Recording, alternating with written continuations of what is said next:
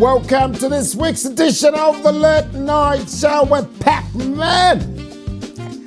A very, very disturbing trend obviously has been happening. We're seeing missing children. A set of twins went missing from the Copper Belt. We thank God they've been recovered. They've been found. But the story behind is very disturbing. Apparently they were abducted, they were kidnapped, they were brought here or tricked or whatever. They were brought to Lusaka so that they could sell their ovaries. So please, parents, guardians, let's be very vigilant. Look out for our children. Don't let your children out of your sight now, please. And make sure you understand, you know who your child, if they have a phone, who are they communicating with? Who are they talking to? Because now this is a very disturbing situation. We thank God, and of course we salute the Zambia Police Service for a fantastic and splendid job that you have done in recovering these children. Thank you very much. The campaign is in full swing. We're a few weeks from the elections. But we've seen some boobs from both camps. First, it was the UPND guy was screaming that they're going to vote for PF candidate.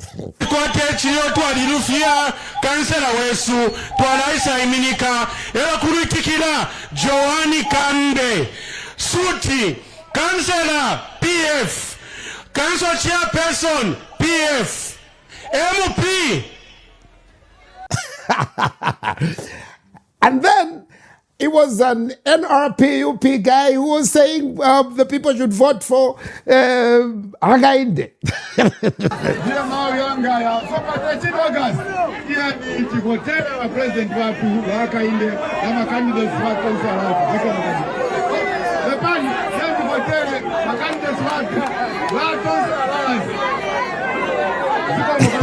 Anyway, the campaigns there, we can see a lot of people getting their tongues twisted. May the best candidates win. We'll be right back, and this week our guest is none other than Elder Shakarongo in the house. Yoma, when you come back, your guest on the studio. Pacman Late Night. See you later, man. Yeah, well, yes, this is your guy, your classic boy, Sweet Savage, Matthias Musumali in the building. You are watching The Late Night with Pacman on BMTV. Hey, watch some magic.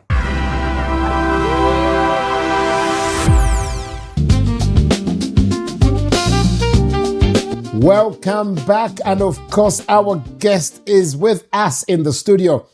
We have a very special guest this week, a legend artist, musician. Wow, you tell me, from the 70s, 80s, 90s to up to, ladies and gentlemen, our guest today is none other than Mr. Shakarongo, Chengala, Shakarongo. Elders! Yes, I. Welcome on this place, man. Give thanks for having me, you know. Oh, yeah, man. Yeah, it's an honor, you know. It is my honor to have you on the show. Yes, to be very honest. You know, thank you. The first time I saw you on TV, I was a small boy playing. Are you trying to reveal my age? No. And you were in the Mahoma band doing drums, you know. Please, that's... And you've done so much. You've achieved so much. You know, we're so proud of you. To be honest, give thanks. Yeah, man. You know, we're here on this place, a late night show on the Chengala. You know, Shakarongo, man. Yeah, man. And Shakarongo actually means the chief music man in Nkoya. Chief musician. Yeah, man. Wow. Yeah. And you are Shakarongo is actually a chief musician who traverses the land, you know, goes all over the place, from village to village, from city to city. Wherever he goes, he carries his silimba. Yeah. You know, silimba is what you call in English xylophone. The xylophone. Yeah, some people call it marimba, but no, it's a silimba. Actually, yeah, it's a lozi silimba. So, yeah, he goes around with, wherever he goes with his silimba, playing music, encouraging people to do good works. Oh, wow. Like you are doing now. Yes, Awesome. So, please, we have a long one. You've got a huge, long, rich history. Well- let's kick it up from the start. Who is Shakarongo? Where were you born? Your early years, schools, things like that. Yeah. Well, yeah, like you say, excuse me, my name is Shakarongo. Obviously, in the music, business or industry, most people knew me as brand Chengala. Yes. Okay? Yes. So, but that brand thing is a name which, as young people, I just adopted it because I loved Brian Jones from the Rolling Stones. Oh. Yes,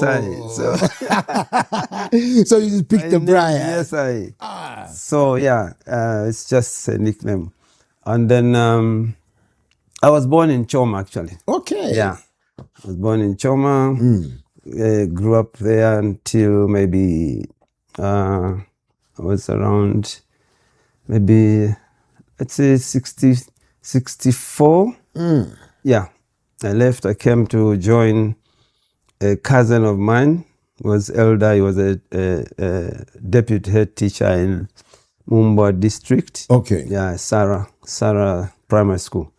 Yeah, so from there, I went to Kafue Boys Secondary School. For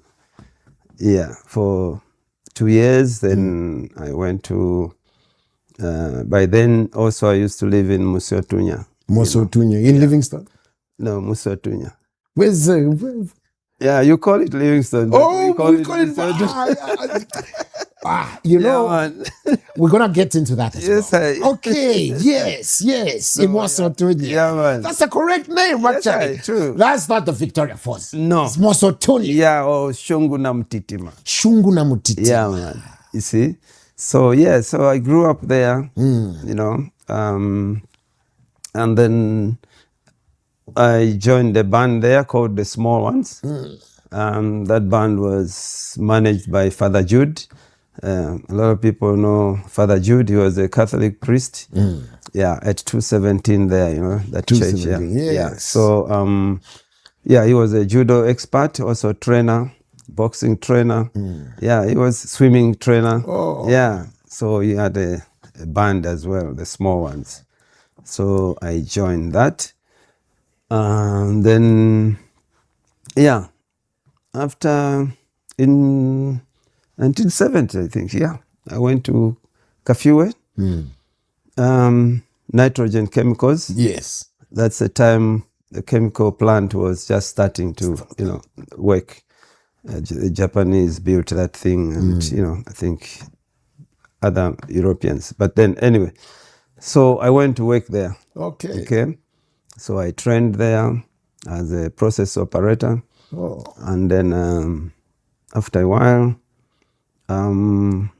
I shifted to, because I have a trend there, just like in the mines, there's trains which come there and take the copper and stuff like that. So they have a train which used to take fertilizer From the plant. yes, to the siding, to the main station there. So I shifted there. I became a shunter. After a while, and we had 2 train drivers there. So after a while, one of them stopped working. He went for greener pasture. So somehow one shift was lacking a driver. See?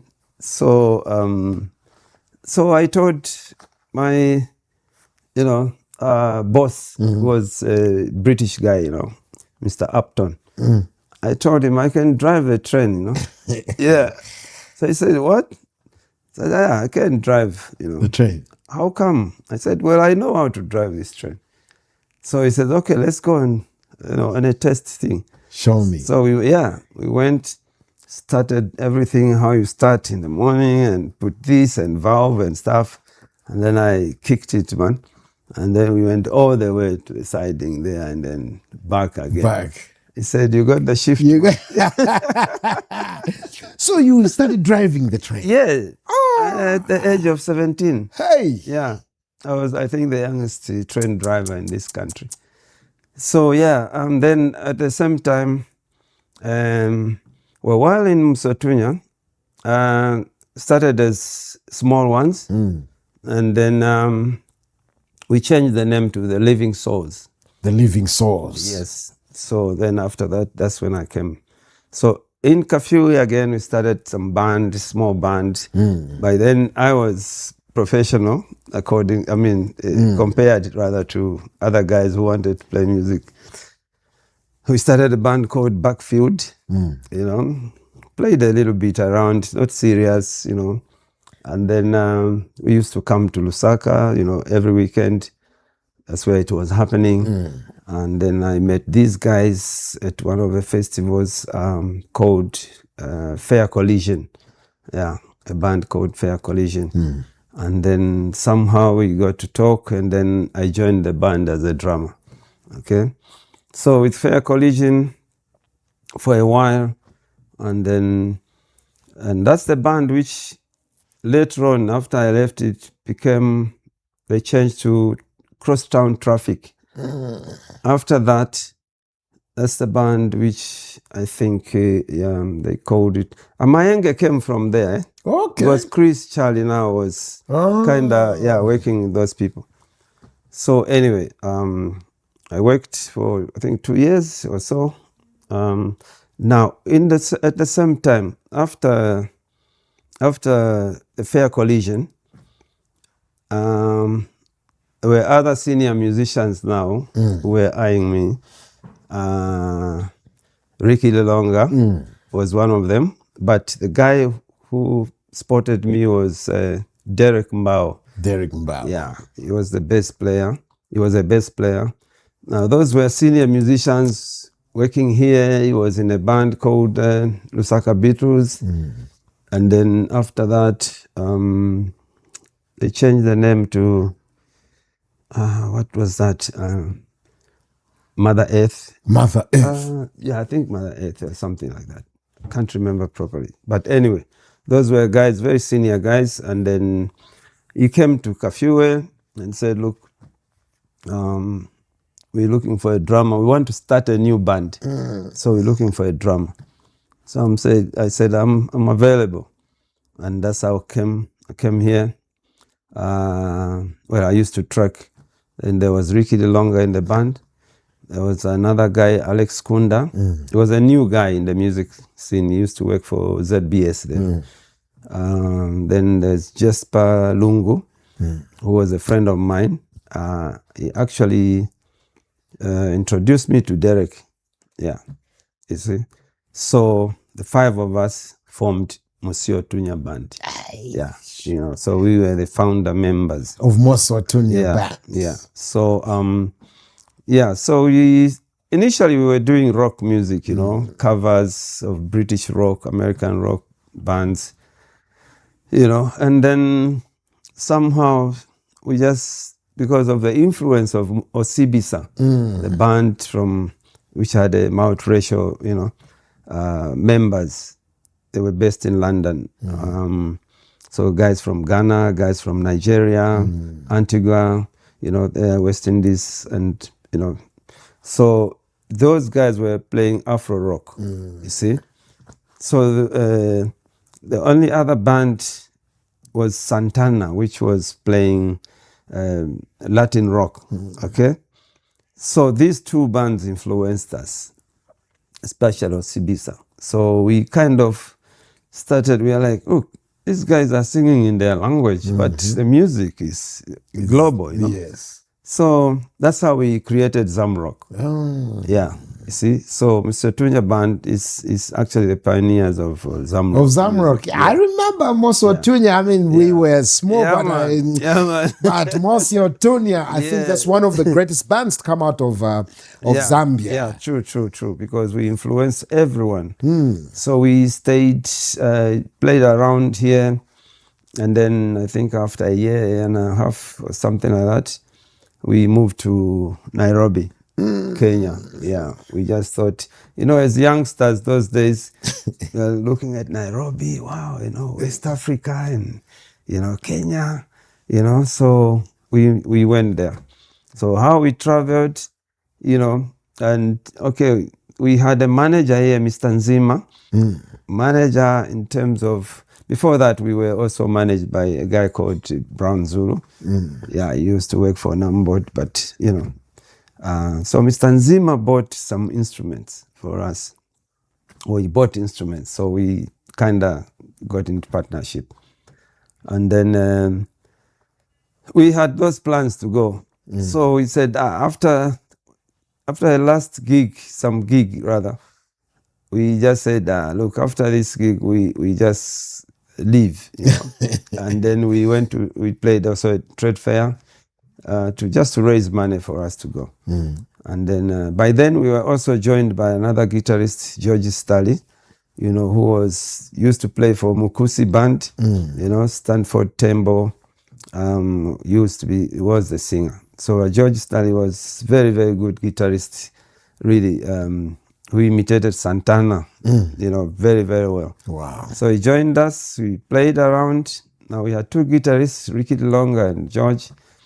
So from the trade fair, we were leaving now, I think. The next day. A few days later. So George Stally, because he was married, and, he just said, I don't think I can go. He had, but George, why? Yeah, it's ended. So he handed us his travel document. Said, how do we do this? This is yours, So anyway, we left him. We went to Nairobi by road. Yeah, we didn't even know how to get there. Of course, we didn't have, we couldn't afford air travel. So we got a cab, actually, those days, hired a taxi. We just said, we're going to the border. And even him, we didn't know, Nakonde, or Tunduma or something. So he took us all the way to Mkushi, and he was like, you guys, how far is this place? We're still going. So afternoon, around 17 hours, he said, no, I don't think I can continue. This taxi is for my dad, and I have to go back. So the guy, we said, okay, fine. He left us there. We paid him. And then we slept in Mkushi. From Mkushi, next day we got in some bus. We got on a bus to go that side. Now, also we didn't know, so the bus we got on was actually going to Chinsali. So Chinsali, at the 10 there, the guy says, look, we are going. We say, where are you going? He said, today I go Chinsali. I said, no, we are going to Chunduma or whatever. Nakonde. No, you have to get off here. We got off here, the bushy. So we slept actually there, because there were no cars or, traffic going that side those days. So we just lit a fire, made a fire, and slept around the fire. Yeah. So very, very early in the morning, we had a truck coming, So I ran to the road, left the guys, because I was the youngest in the band, and ran there. And then I saw this truck, and those days we used to hike like this, yes. So this truck just stopped. I stopped, and then the guys came. Can we have a lift to the border? Says okay, so much. We said okay. So we got on. As we were going after some distance, and it was cold that time. It was in winter, so we got on the truck. Somewhere in between, somewhere on the way, we see the truck stops, and then it was a roadblock.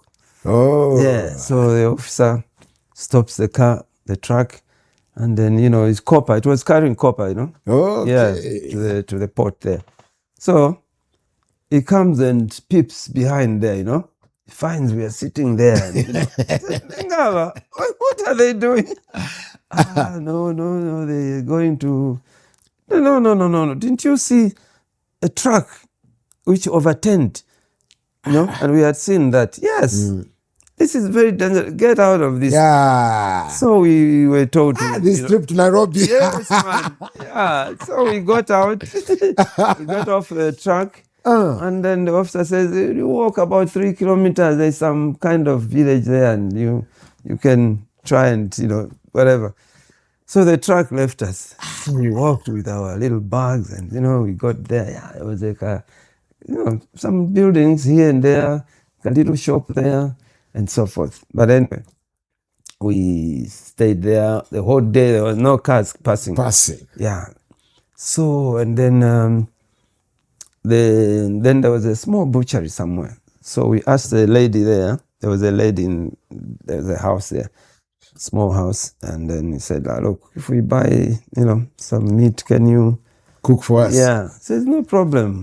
So we did that and gave her, she cooked. She said, my husband has a van, but he's not here. When he comes, maybe he can take you to the border. So she cooked for us and, we ate. And then, for sure, the husband came. We explained, our predicament. And then he says, okay. And he said, okay, you pay me so much. So we said, yeah, no problem. So we tried to give the lady something, She refused. Yeah. I just helped you. I said, no, we are also just grateful. She said, no. So Derek, we told Derek, who was the band leader, said, Derek, you see a cheaper, just leave the money on the table. Let's go. Wow. Yeah, so he did that. So anyway, the husband took us all the way to Nakonde. So now... But why didn't you guys get on the Tazara railway? At that time... That time there was no Tazara? I don't think so. I'm not sure about that. Or maybe you guys didn't know. No, we knew about Tazara the moment it was... But I don't know if in 1970, I don't think it was there. It was 70, no, it wasn't. I think it came, they were just building it. Yes. So, now we had traveler's checks. We didn't have Zambian kwacha. Yeah, so how do we pay this guy? And we arrived there in the evening, after banks were, closed, yeah. So we said, okay, we'll just give you a check, a check, one of the checks, and then traveler's check and, filled there and blah, blah, blah. Gave him.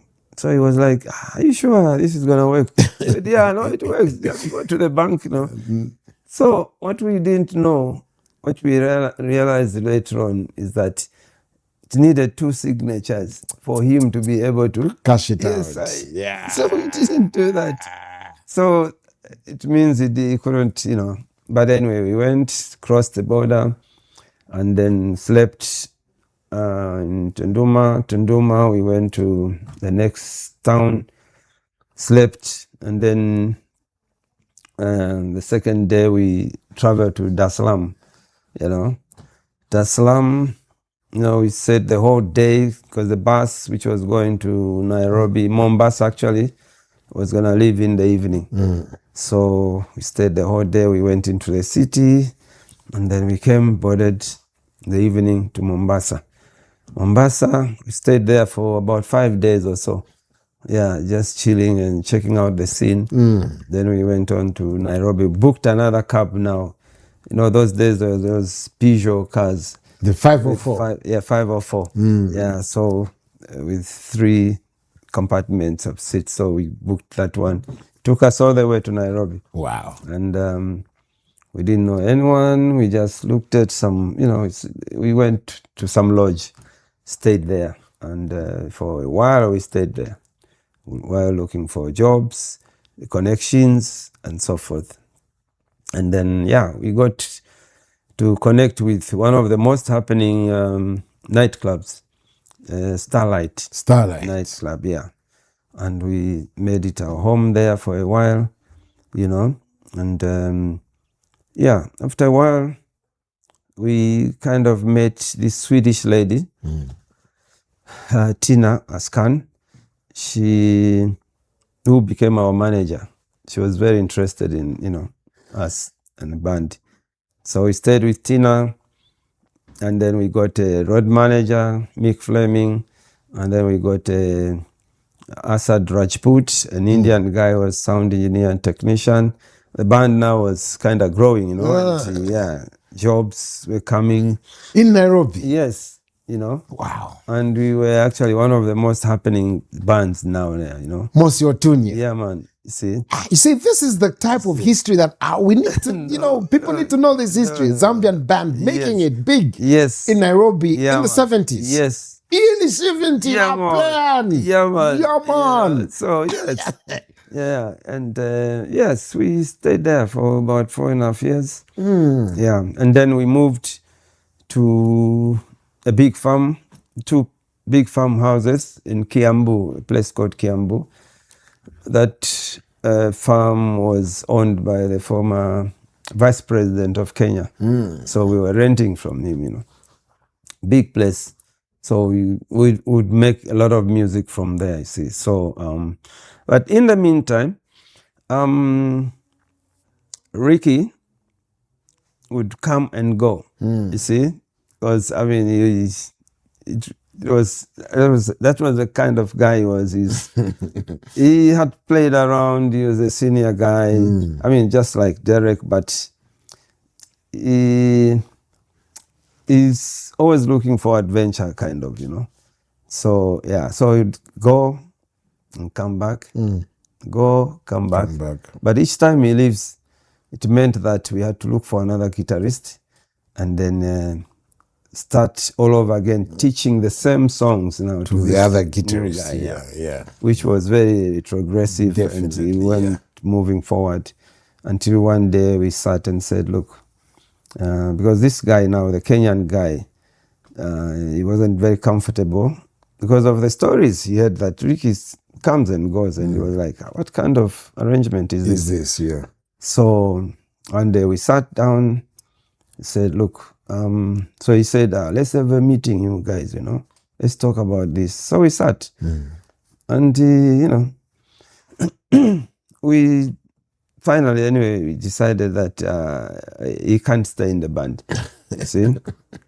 So that's how Ricky finally left. We continued, and then, after a while, there were other complications for Derek, because originally he was from Zimbabwe. Okay. Yeah, but it's those guys who came long, long ago here in the 50s, like, so, or early 60s, something like that. I think late 50s. So he's a young guy, So now, somehow, he thought, because of this problem they had with Ricky and them, because they were the seniors and they had this at loggerhead all the time, So he kind of heard that he was reported here that immigration that, if he comes, he'll be arrested because forging the document. So he didn't want to come back to Zambia. Yeah. So, and by then the manager had left, Tina, and then left the instruments because she had bought equipment now for us. So the guys started selling instruments. Yeah. So I confronted Derek. I mean, may his soul rest in peace. I said, what is going on? So I explained, no, I want to raise some money to get myself some kind of document somewhere there, whether it's Tanzania or... I said, no, Derek, you can't do that. That's, you Western things. No one is going to arrest you in Zambia. You're a Zambian. You see, you're a Zambian. There's no way. I can assure you that. You see? So anyway, so the band couldn't now keep together. I sold my drums also. Got myself a ticket. I said, guys, I'm going home. but I'm going to arrange for shows there. Okay? So we sat, I assured them, and then, they escorted me to the airport, everyone, jovial thing in the car. By then we had now, by the way, when at one point that Johnny Otieno, the Kenyan guitarist, also left. So, and we had a festival in Lake Naivasha, at Lake Naivasha, and it was our festival, we were organizing it. So we had no guitarist. So I was sent to come and get a guitarist here. Yeah. So I told the guys, I know a guy, who can fit in. His name is Paul Nyirongo. You see? Wow. Yeah. This is so rich. It's history. Oh my God. So Derek said, "Oh, sure." I said, "Yes." Oh. Yes. Because I had been with Paul in when they were a band called 3 years before in Sotunya, So they said, "Okay, you go." So I flew into Lusaka again, and then straight went to look for him because I knew where he was staying. In Chiwolya. In Chiwolya. Yeah. He was staying with his mother, before he became Pongos, So I borrowed a car from a friend of ours, then I went there straight to his house. See, because his mother had a grocery, Mavuto grocery, behind the house. So I drove to the front door there. Then he had the car. So he came out. Anyway, I came to the car. I said, Nabona Kukuten. I've come to get you. Yeah, to Nairobi. To join the band. Okay. Reverse. Let me find you at Lusaka Hotel. I don't want my mother to know about this. So I just drove to Lusaka Hotel. After a few minutes, he came. So I explained, I said, listen, this is the situation. We need a guitarist. You have to join the band. And blah, blah, blah, blah. But travel document, I said, tomorrow. I think it was Sunday. I said, tomorrow we go and get one. It was very easy. We went, and I think it was 10 kwacha or so. So we got him a travel document. And then 2 days later, we left by bus again now to Nairobi. So what he told, because he was married also, Paul, again. Yeah, with a kid or two. So he told his wife that, I've gone to Kawe to look for work. Because he used to frequent Kawe.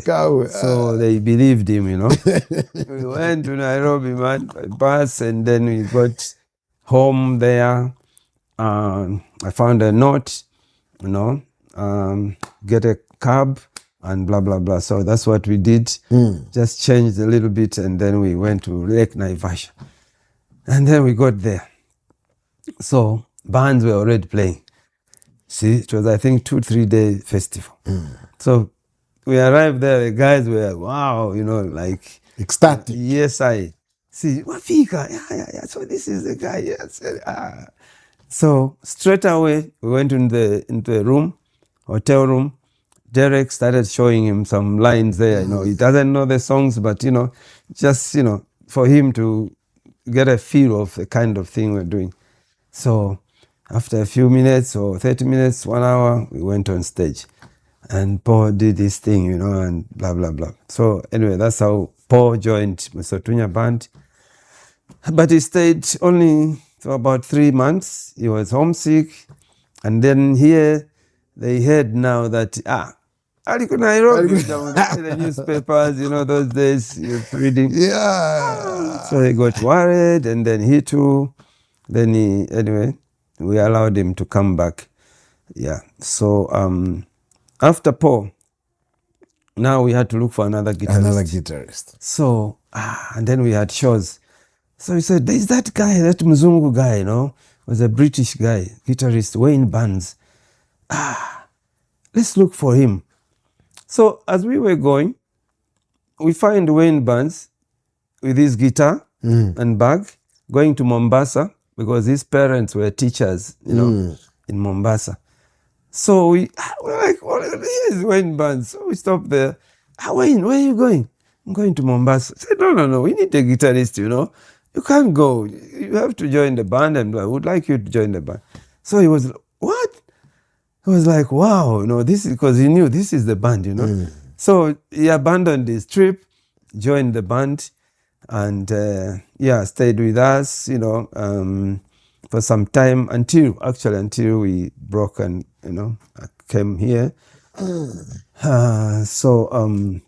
But how long were you guys in Nairobi for? So about 4 years or so. Okay. Yeah.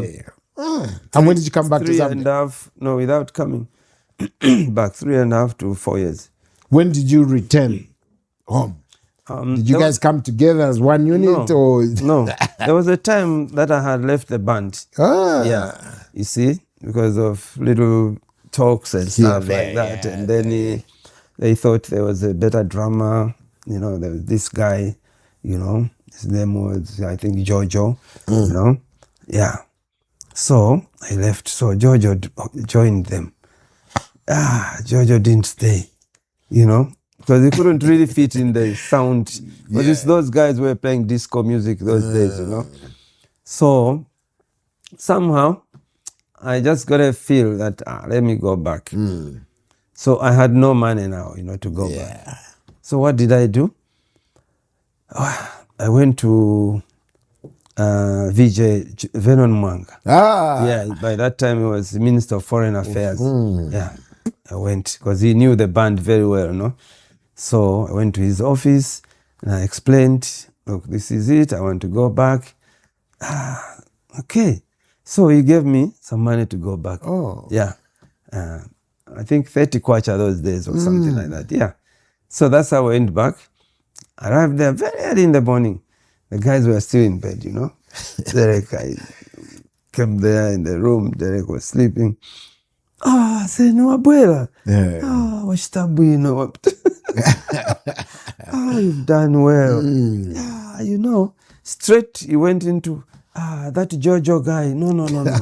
No, it was a problem with us and he couldn't fit in. So anyway, that's how we continued and blah, blah, blah. So how we came back, I said, I came first. And then I went to see Mr. Edwin Manda because they had this promotion company which was called National Foundation something. Okay. Music Foundation or something. They were running it with Mr. George Mumbuna. He's still alive. So Mr. Manda was running he was actually deputy director, culture services. Yeah. The actor? Yes. The actor, yes. Wow. That actor, yeah. So, so Mr. Manda, he was, wow, you're back. What's happening? So I explained to him. I said, we need shows. I need the guys to come. You see? We got on it straight away. He said, okay, we'll do a tour, So now they started running the thing. But the guitarist now, the guys started coming by Tazara now. Yes, Tazara was working. Yes, they came by Tazara. So, but Wayne Barnes remained there. See? Says, okay, I'll come when things are organized. As we were organizing, we just heard some information that guitarist from Mr. band is at the airport. Yeah, so they've denied him entry because he had a one-way ticket to Lusaka. See, being British, he had to have a return ticket. So I told Mr. Manda. Mr. Manda, straight away, because he was mlam to Mr. Sata. Yes. See? So, what do? We went to see Mr. Sata. You see, by then he wasn't in government and stuff. He was just a big businessman. So we explained immediately. And what did Mr. Sata say? I'm going to help you. Yes. Because you see, I want to see that Barry to enter. Yes, this band, why did you leave, Mr.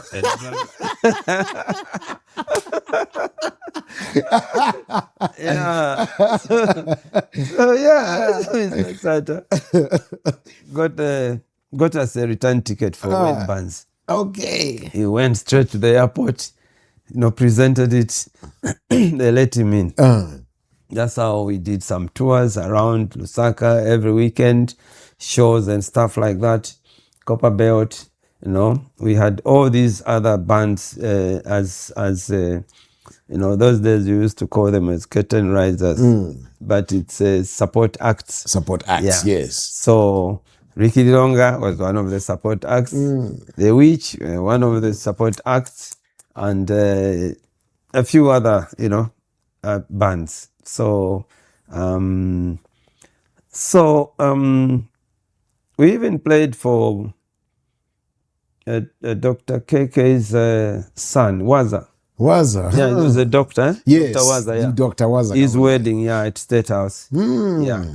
So, because KK knew us very well, we had earlier played for his nephew, also Ernest Muowo. He was getting married at Hotel Intercontinental.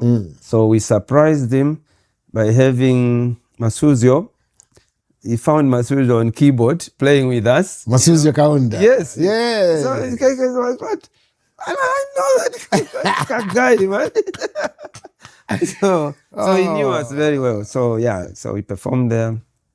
And then, so in short, Mutsutunya, really, we influence the music now, Yeah, that's how you saw, all the local bands singing in local languages and playing some, because we were influenced by rock anyway. Yes. See? So that's how all this sprouting around, that's how Zamrock, was born. You see. And so that's our foundation, yes, actually. strictly. That's our foundation. That's our foundation. And, we thank God for preserving, out of all the members of Mosotunya, how many are still alive? Yes, me and Ricky Lilonga. Yeah. Just you and Ricky Lilonga? Yeah. Oh, Yeah. Wow.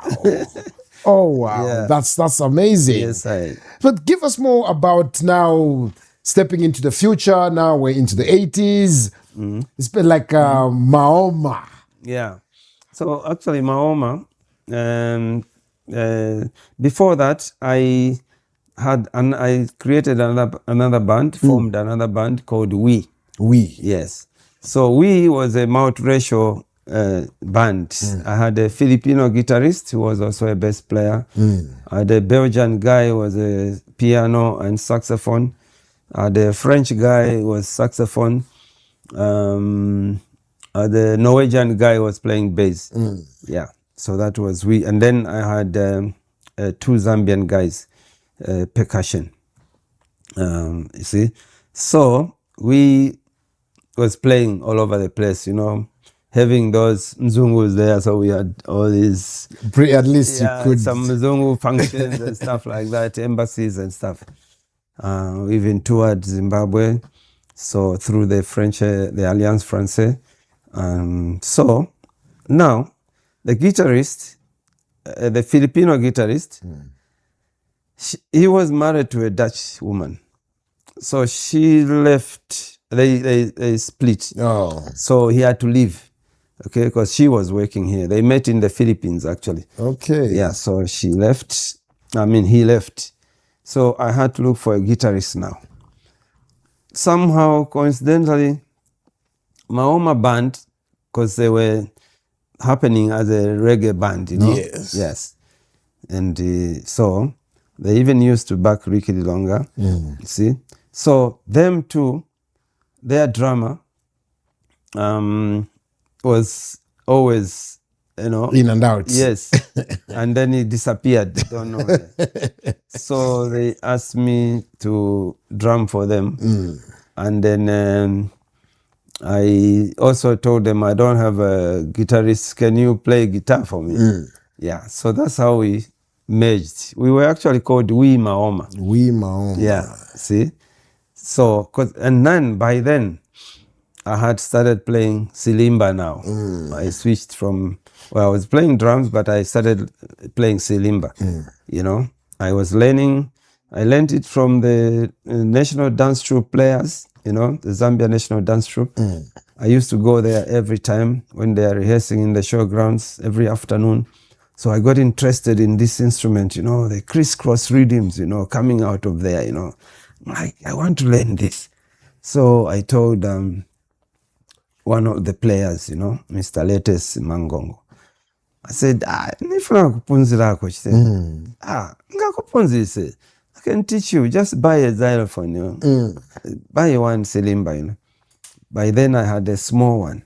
So, luckily enough, because by then, also in 1979, that's when the musicians also formed a musicians union, Zambia Union of Musicians. Yeah, see, all the senior guys were there and so forth, and I was there. So I was elected vice secretary. Okay, so and then we asked for office space at the cultural services offices. So by then there was Mr. Stephen Chifunyise. He was a lecturer at University of Zambia, but on attachment as director at the cultural services. So I went to see him. Actually, my chairman sent me, Mr. Chimenya. He sent me to go and see him. And I said, look, we need an office. And straight away, just stood up and said, let's check here. He went, if there was one empty office. He says, I think you can operate from here. See, that's how we made our home there, as Zoom. You see? So, as a union, and then shortly after, I think, about a month after the elections for Zoom, the secretary somehow was dropped, you know, so I became the general secretary. Okay? So for 5 years I was running that, you know. So, that was 79 up to 1980 or something like that, 81 or so. You know, then I just stopped, you see. So, I just concentrated now on my thing, music. And then with Maoma, we became a tight band now, you know. So once we went for the trade fair, we sat one night in the hotel and I was like, guys, this name, We Maoma, are you sure it works? You see? Blah, blah. I said, it doesn't fit properly. Let's choose one name here. You see? Either We or Maoma. You see? And I said, look, for me, Maoma makes more sense because it's a indigenous name. Yes. And it has this meaning, you know, that Maoma is those royal drums, you know, which they beat in Western province. On the Nalikwanda. Nalikwanda, yeah. Yes. So everyone agreed, you know, so that's how we became just Maoma. And I brought in those two other guys because the other Mzungus had left now, you know. So, it just became Maoma. And then after a while, we went to Germany on a tour. I remember that the tour when Maoma was in Germany. Yes, I remember that distinctly. Yeah. And how it happened, you know, there was this German guy who liked us very much, you know. So everywhere we went perform, he was there and he offered that, look guys, you must play in German. See? So we made a tape cassette those days, 4 songs, and he sent them to some venues there. And all of them, it gave us, we ended up having about 30 gigs there. Ooh. Yeah, you know, 30 gigs, festivals and stuff like that. You must have met a lot of shaman marks. Well, yeah, which we squandered there, you know. Yeah, so yes, after that again 30 shows plus some guys didn't want to come back. You see? Because Maoma now we were myself, Spooky Mlemwa. Yes. Scott Atoza, the late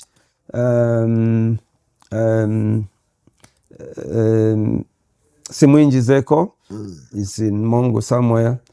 in Western Province. Then there was Shadi Mtemwa. Okay, Shadrach Mtemwa also. Yeah. So Mahoma, we played there.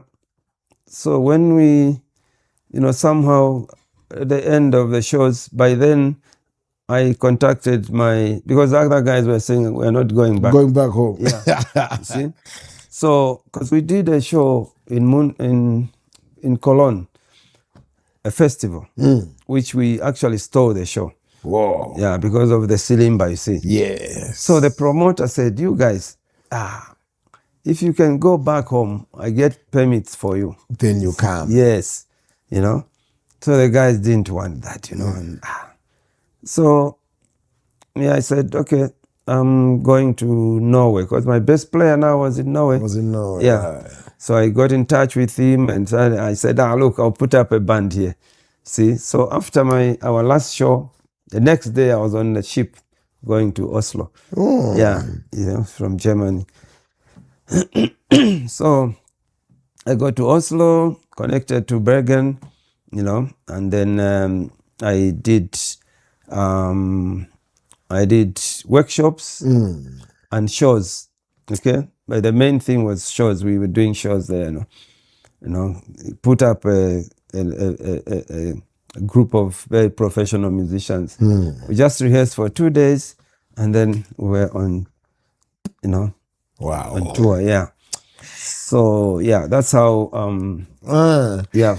So Elder, we've got so much to talk about. Yeah, So I'm gonna cut you from there so we come back. Yeah. Let's come to the future. Yes, you've organized a festival which has been sustained, is consistent. I make sure I always attend. It's, the One Love Reggae Festival. When we gotta talk about that. Yeah, man. And on the 26th of September, you gotta be We have the Summer Reggae Festival. Yeah. You have to make sure you're there now. Yeah, man. Come and reason with us, enjoy. Yes, and Rastafari. Let's talk about that. Yeah, so that thing.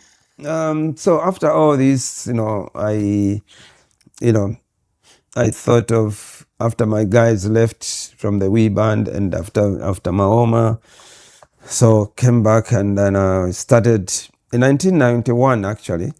That's when I started initially we were calling it Janite. Janite, yes. And then by that we were trading under the name Ja Entertainment. Yeah.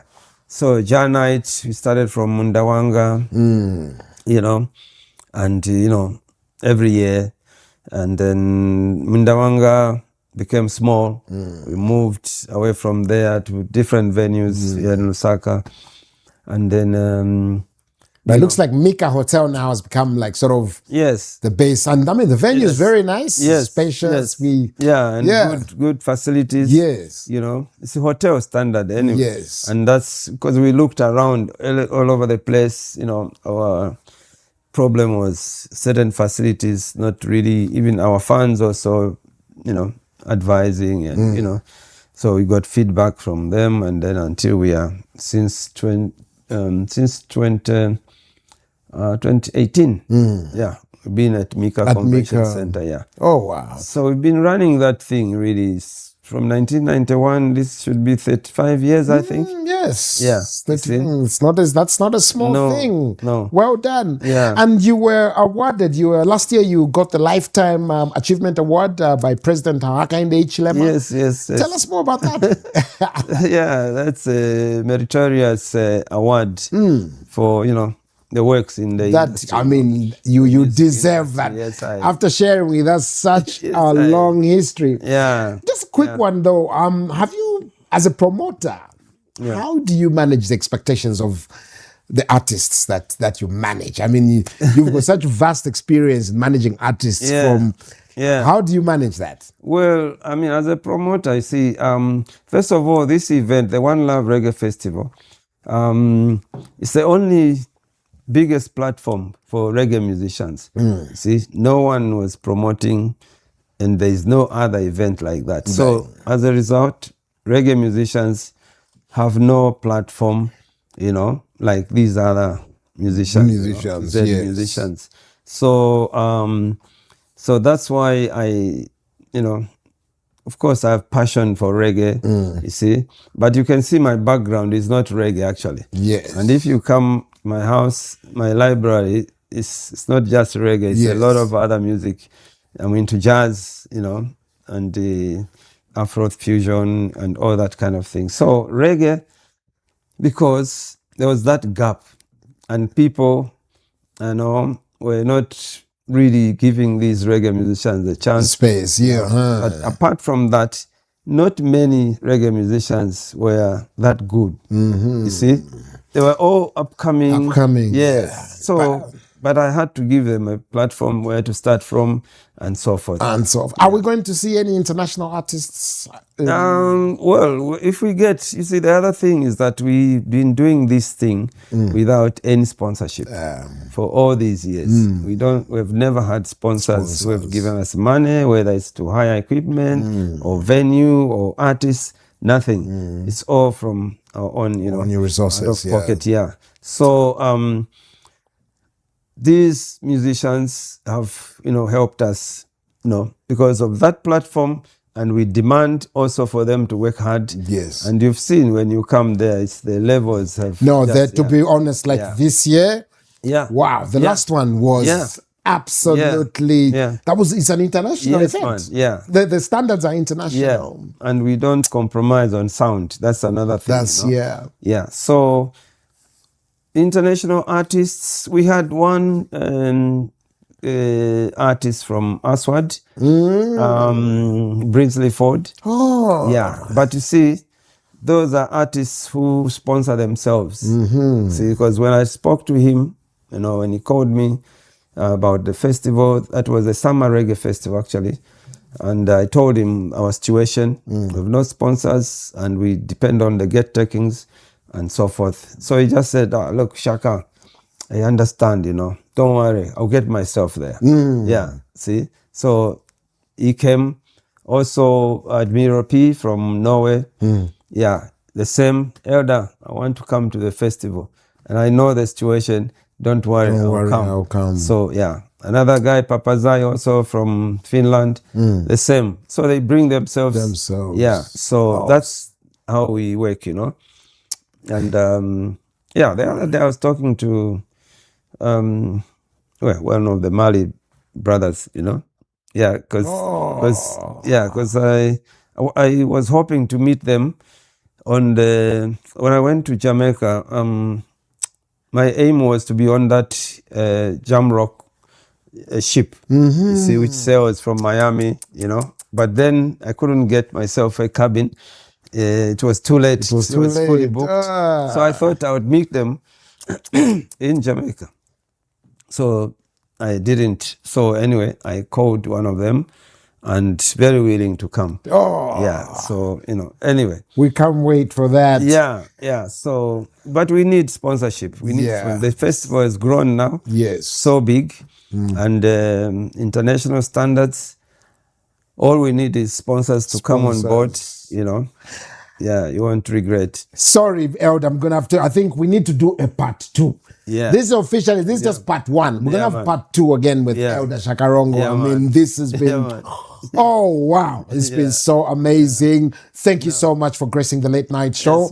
And, oh, wow, you have a rich history. Just a final word to the young artists happening now. I mean, share with them. Look, you've sustained yourself. You're still here. What's the one last word that you can give to the youngsters today? Well, I mean, it's just to work hard, you know. You must have the music at heart, you know. It's not a joke business. It's a cutthroat showbiz, you know, this thing. And don't expect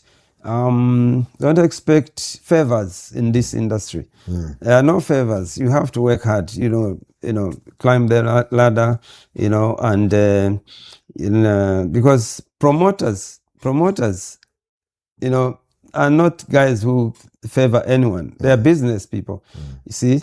And if you don't level up, you will not be hired, you see. And, you know, because you have to merit, actually.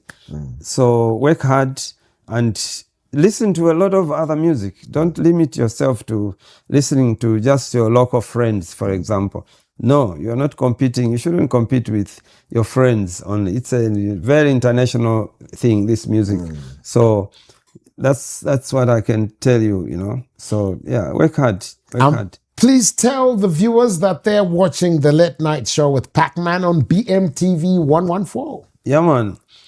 Viewers, you know, this is the show. You know, this is the show to watch. And 26 September, we have the Summer Reggae and Afro Fusion Music Festival. So we'll announce the date, the venue soon. And as usual, your support is always crucial for us.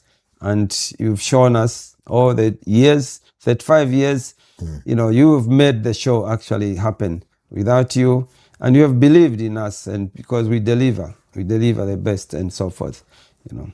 So, but one love still, you know. One time. As we wind down, unfortunately, Fantan Moja has passed on. Yeah, it's a sad situation, you know. Yeah, so, that's sad. But, you know, life is like that, and we can't do anything. We can't do anything about it. You know, I did it. No, yeah. See, so yeah, it's. May his soul rest in peace. He had a problem with the heart problem for some time. So yeah, it's like that, man. So but stronger. Still, yeah. Peace and love. Yeah, man. Shall live in. Elder Shakarongo, thank you so much. It was such a pleasure having you on the Late Night Show. Respect, man. That was legendary Shakarongo, Chengala. Shakarongo, you have for yourself such a rich history. This was just part one, though. We're going to have to come back for part two. We've got so much to share. You've been watching the Late Night Show with Pacman right here on BMTV channel 114. Make sure you catch us again next week at the same time. And of course, on YouTube and our Facebook handles, BMTV Zambia 114. Bakopala, my good fans, thank you very much for the support. Keep watching Wahamba until next week. Ciao, Bella.